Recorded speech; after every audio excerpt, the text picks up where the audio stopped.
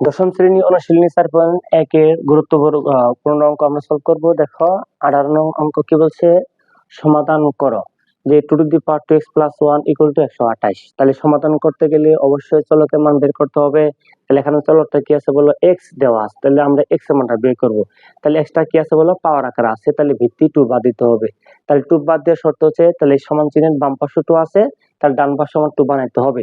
তাহলে 128 কে 2 বানাইতে গেলে আমরা কি করব, দেখো দেওয়া আছে, লিখি আমরা সমাধান।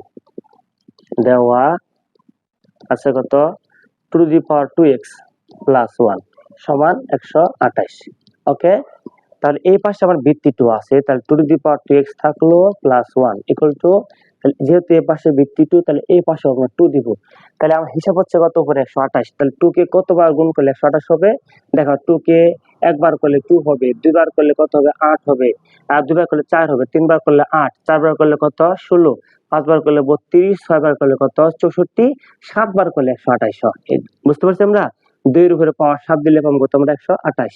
তাহলে 2, এখানেও 2, তাহলে 2 বেনিশ হয়ে গেল। তাহলে পাওয়ার তাহলে কত বলো, 2x + কত 1 = এই 2 বাদ দিলে পাবো কত আমরা, 7। তাহলে এখানে দেখ সমাধান করে ফেলি, যেহেতু x এর মান দরকার, তাহলে x টা বাম পাশে রাখবো আমরা। তাহলে 2x = 7 + 1 - 1। ওকে, বা কি থাকলো বলো, 2x = 7 থেকে 1 বাদ দিলে পাবো আমরা 6। এই পাশে 2 আছে গুণ, তাহলে এখানে ভাগ করে ফেলো। তাহলে x = 6 ভাগ কত, 2।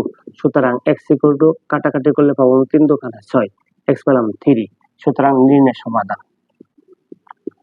নির্ণয় সমাধান x = 3, এই आंसर পেয়ে গেলাম। দেখো এই অঙ্কটা এমসিকিউ তো আসে এবং কি সৃজনশীলের মধ্যে কলমে আসে এই অঙ্কটা।